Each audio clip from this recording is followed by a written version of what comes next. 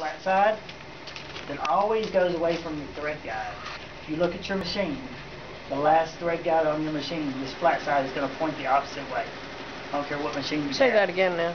This flat side of this needle is always going to go away from your last thread guide. So if you look at these sewing machines here, they have a thread guide or a hook in front that the thread goes through. That flat side goes away from it.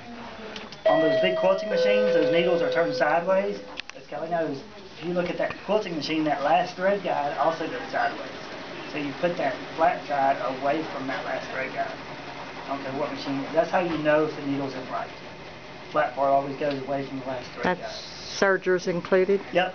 Sergers usually you go front to back because they have the loopers that go in front. Next you have this groove here, which is cut into every needle. And the theory is when it goes through that fabric, that thread falls into this groove and will go through the fabric. So it's not, going to strip that thread. If it does strip the thread, it's just that groove is loaded up with sticky paper or trash, or the thread is too big for that groove and it's not going to fit inside. So if you ever sew and your thread starts to strip away, your thread's too big or the groove is going bad. Steve, doesn't it do that sometime if thread's old? Yeah, old thread will do that. Okay. Yeah, but the number one cause is the needle. If that groove is loaded up. A lot of the ladies that do embroidery with sticky paper, they'll load up that groove, fill it up. So, if you put that needle in yesterday and you embroidered all last night, it's probably loaded up with sticky paper. So, and the number 3 is this little scarf here that's cut out on the back. And it's just a little indentation, and all that is for is so that hook that picks up the thread can get really close to that needle. So it can come real close to the needle without touching it, so that's why it's cut out. So that's why, when in doubt, change your needle out. That's the first thing you should do. If you ever have a problem of it skipping or looping or breaking the thread, change this needle out. Like I said, I don't care what you tell me that your machine's been doing, I'm going to change that needle out first thing. And you said after so many hours. Yeah, about 8 hours is normal sewing use for a needle. But it depends. If you use a really inexpensive sticky paper that's going to load up this groove, we can do it in 30 minutes. Yeah. So. It's just regular sewing. Yeah, it's just regular sewing. It's about 8 hours. Okay. So, and that's about every 3 or 4 bobbins. Depends on how big your machine is. Oh my gosh. So, and they have different quality needles. Always get the Oregon is probably the best quality now. It's a hardened steel and it's made out of stainless. A regular needle is just made out of hot metal, and when it breaks, particles of the needle can fall down in your machine. If you ever broken a needle and get hit in the face by a portion of it, that's the problem. It's just a cheap needle. The needles that Oregon puts out is stainless steel, and when they break, nothing will fly off. It just breaks in half. If it breaks, it usually bends before it will break. Oregon is the one in the green? Yeah. What's the name of that? Oregon. It used to be a real cheap needle, but now it's one of the best ones on the market. Where do you buy it? I've got Oregon needles. Oh, okay. Yeah. You also have titanium. Yeah, they do. Those are good for They're really good for embroidery. Yeah, it's Oregon. Yeah, they're really popular. So needles are number one. So if you ever have an issue with it looping or anything, change your needle out. Before you touch the tension on your machine, change that needle out.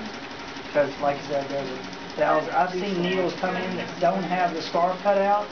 It's just a piece of metal with a hole in it. I've seen needles without the grooves, and I've seen needles without the flat side. So I've seen them, it's hard to tell that groove is even there on a regular needle. You can't see it. You have to almost put your finger in and feel for it. So if there's even a little nick or something on that groove, it'll make it skip or break that thread. So change your needle out, number 1.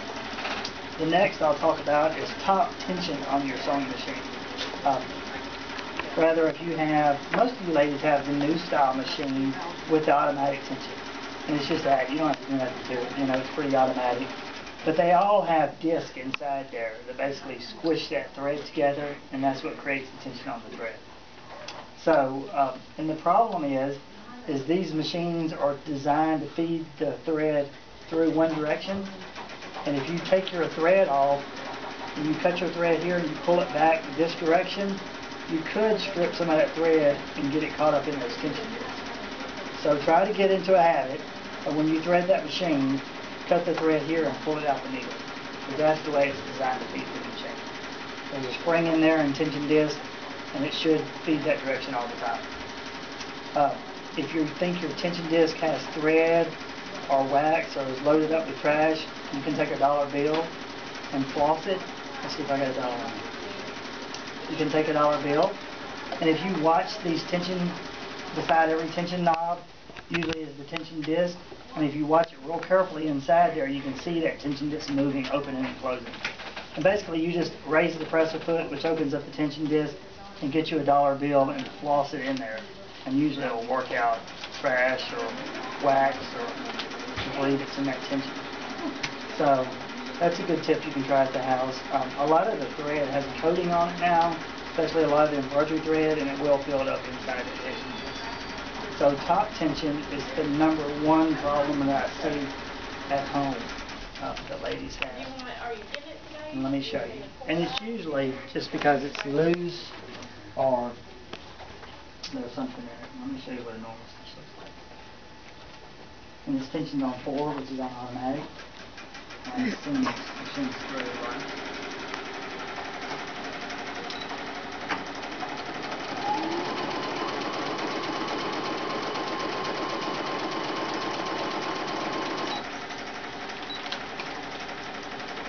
Everybody pretty much knows what your tension should look like. You know, tying the knot on the top and the bottom.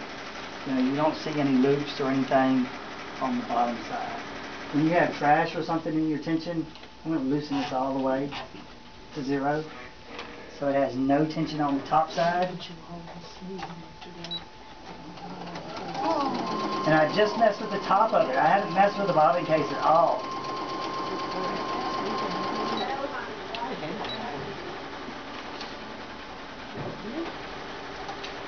Okay, and this tension looks okay on the top side. It's a little loose, you know, and remember I just loosened that to 0. But when you flip it over, you know, and that was caused by the top tension. You know, it wasn't caused by the bottom tension. So most ladies think they were sewing this way, and they turn their fabric over and it's looping on the bottom. They think something's wrong with that bobbin case. But 90% of the time it's in that top tension. Because whatever you see underneath your fabric is controlled by the top threading or the top tension of your machine. It's just the opposite of what you think.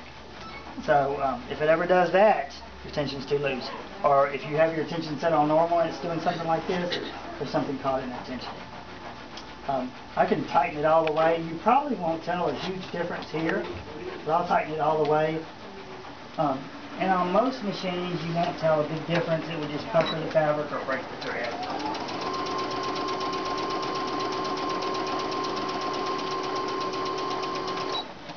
It's still sewing. And this tension's all the way on 7 now. That's as high as it goes. And you really can't tell a big difference on the top. If you really looked on the back side, you could see it's pulling that knot a little more to the top side. If you sewed on petites or broadcloths, it'd be puckering the fabric up. So, but that middle one is the #1 that I see in here. You know, either it's threaded wrong, there's trash in there, or they have the tension way too loose. 90% of the time, it's trash in that top tension from the different threads. And you should use the same weight of thread for sewing on the top and the bottom. If you use a tighter or a heavier thread on the top side than the bobbin for sewing, it's going to look like this also. So now embroidery, when you do embroidery, you always want a different tension, and they have embroidery thread that's always a little bit thinner, so it does make a prettier stitch, but that's for embroidery only. The top's a little bit looser, so they do a little thinner bobbin thread. So a lot of the sewing machines that have embroidery units plugged in, once they plug in that embroidery unit, that machine knows it's going to do embroidery, so it loosens up that top tension automatically for you. Because 90% of us put in embroidery bobbins, which is a lighter weight thread. So that is basically your the main problems that I see with tension in the machines. Let me show you this style machine real fast. Do any of you guys have this style machine? It's got a loading front bobbin. Yeah. Okay, so it's a lot of ladies refer to it as an older machine, but a lot of the newer machines have them. They do. That quilter. They do. Those quilters have the, it's the same style. And basically it has a spring in here, which is just a flat piece of metal that holds that tension on that, and it's the same for these style, but it's turned sideways. It's just, I can take this one out and show you. But if it's ever looping on the top side of the fabric, which is very rare, this bobbin case is too loose or that wax buildup is underneath that spring. So you need to bring it in, or sometimes you can get a pin, a safety pin, and lift up that spring and blow it out with compressed air. So, and that's another point, when you're cleaning your machine, if you read a lot of magazines and forums and everything on the internet, they say do not blow into your machine. And they're talking about with your mouth, don't blow in the machine because of the moisture to make it rust. But you can use compressed air or an air compressor or something like that to blow out your machine. I've never seen any thread on a bobbin on the outside. Is that normal? Oh, I mean, you know, stuck under that screw. yeah, it is. It's pretty normal. Okay. Yeah, I see it all the time. It's more of the buildup though than there is thread stuck underneath there.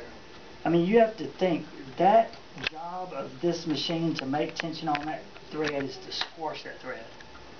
You know, so when it's and a lot of the tension discs are shaped like a cone, so when it's squashing the thread, it's really not going to hurt the thread. But down here in these bobbin cases, they're not designed like that, so it's going to squish that thread, and it's going to strip some of that thread away. If it's got a coating on it, it's always going to get fuzz in there. I mean, at least once a week on the big embroidery machines, they got to take the bobbin cases apart and clean them out, because we use them so much, and there's so much thread running through there. So yeah, it's pretty common. I mean, I have guys come in all the time, especially with the large commercial machines like these guys over here. They're wanting new bobbin cases and this and that, but it's just that wax buildup is built up underneath that, those thread guides. So, you know, they can spend $40 on the case or, you know, $15 to get it cleaned out.